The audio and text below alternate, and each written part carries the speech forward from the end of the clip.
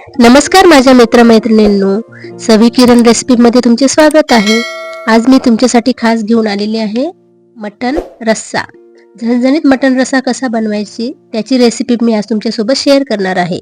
यासाठी लागणारे साहित्य आहे पुढील प्रमाणे: अर्धा किलो मटन, खडे मसाले, मीठ, एक छोटा बारीक चिरलेला कांदा, आलं लसूण पेस्ट आणि कोथिंबीर. प्रथम आपण कुकरमध्ये तेल टाकून घेणार आहोत व यामध्ये आपण जे खडे मसाले सांगितले ते एक एक करून टाकून घेऊया. त्यामध्ये आपण आता गार्लिक जिंजर पेस्ट टाकून घेऊ. एक छोटा बारीक चिरलेला कांदा टाकून घेऊ. कांदा छान गुलाबी रंगापर्यंत परतून घ्यायचा आहे, सोनेरी होईस्तोवर.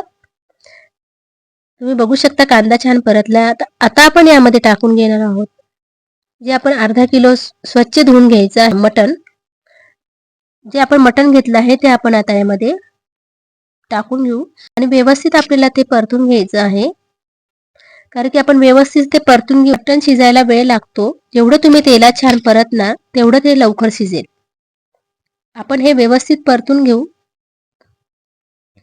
गॅस हा हाय फ्लेमवरच ठेवायचा आहे जेणेकरून आपले मटण व्यवस्थित परतल्या जाईल.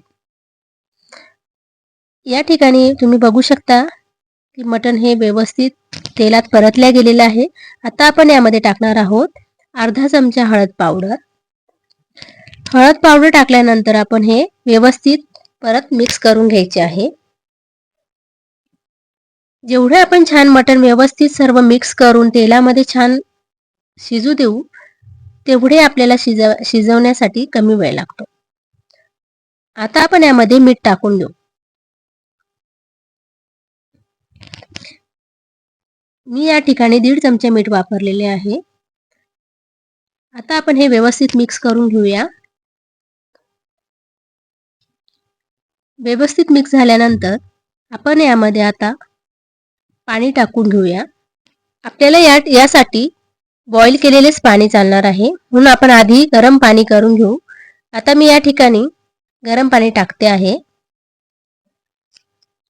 मटण मध्ये मी आता हे गरम पाणी टाकलेले आहे. ते व्यवस्थित मिक्स करून आता आपण या ठिकाणी बारीक चिरलेली कोथिंबीर टाकून घेणार आहोत. बारीक चिरलेली कोथिंबीर टाकल्यानंतर व्यवस्थित मिक्स करून घेऊ आणि आपण आता याच्या 3 शिट्ट्या काढून घेऊ. तुम्ही बघू शकता 3 शिट्ट्यानंतर किती छान हे मटण तयार झालेलं आहे. हे मटण सूप आपण भाजीसाठी वापरणार आहोत. यासाठी आपल्याला लागणार आहे 3 ते 4 कांदे, आल्याचा एक तुकडा, लसूण, 1 वाटी खोबरं, धने, कोथिंबीर आहे. आता आपण हे सर्व कांदे वगैरे आपण हे आता भाजून घेणार आहोत. आता एक खोबऱ्याची वाटी पण भाजून घेणार आहे. खोबरं भाजून घेतल्यानंतर खूपच छान भाजीला रंग येतो. त्यामुळे आपण खोबरं भाजून घेणार आहोत. आता मी जे धने घेतलेले आहे ते पण आपण थोडेसे तेल टाकून परतून घेऊया. आता इथे मी सर्व वस्तू भाजून घेतलेल्या आहेत. वस्तू भाजून घेतलेल्या आहे ते 4 ते 5 कांदे. आता टाकणार आहोत 7-8 लसूण पाकळ्या टाकणार आहोत. यामध्ये कोथिंबीर टाकली.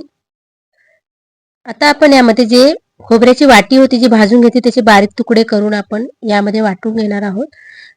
अर्धा इंच आल्याचा तुकडा, 3-4 हिरव्या मिरच्या आणि जे धने आपण भाजून घेतलेले आहे ते यामध्ये टाकून घेऊ आणि याची एक छान फाईन पेस्ट बनवून घेऊ. आता आपण कढई घेऊन त्यामध्ये तेल टाकून आपण जी पेस्ट केलेली आहे ती यामध्ये टाकून घेऊ. व्यवस्थित तेलामध्ये मिक्स करून घ्यायचं आहे. आता आपल्याला या ठिकाणी व्यवस्थित तेलामध्ये परतून घ्यायचा आहे मसाला. आता यामध्ये आपण टाकणार आहोत बघू शकता मसाला किती छान तेल सुटलेलं आहे. तेल सुटोस्तोवरच मसाला परतायचा आहे. आजूबाजूला तेल सुटले म्हणजे मसाला व्यवस्थित परतला गेला आहे. आता आपण यामध्ये टाकणार आहे 1.5 चमचा लाल तिखट, 1 ते 1.5 चमचा काळा मसाला,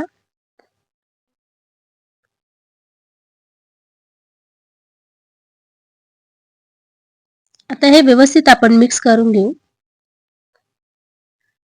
व्यवस्थित परतल्यानंतर यामध्ये आपण थोडंसं पाणी टाकून घेणार आहोत.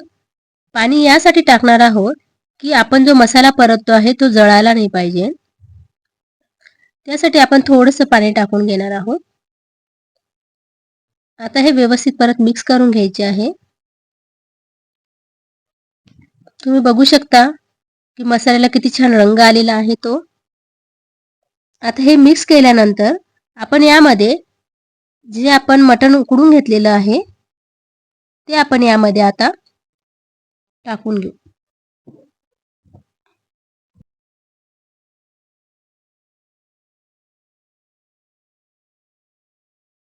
मटण टाकल्यानंतर आपण तुम्हाला जेवढा रस्सा हवा आहे तेवढं तुम्ही पाणी टाकून घेणार. पण पाणी हे टाकताना गरमच असले पाहिजे. गरम पाणी टाकल्यामुळे भाजीला छान चव येते. आता यामध्ये आपण टाकणार 1 चमचा मीठ.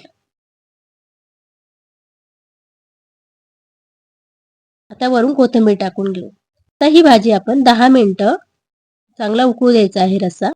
आता भाजी छान मंद गॅसवर उकळू द्यायची आहे. त्यामुळे भाजीला रंगही छान येतो आणि तरीही छान येते. तुम्ही इथे भाजीची थिकनेस बघू शकता किती छान आलेली आहे ती. तुम्हाला झणझणीत मटण रस्स्याची रेसिपी नक्कीच आवडली असेल.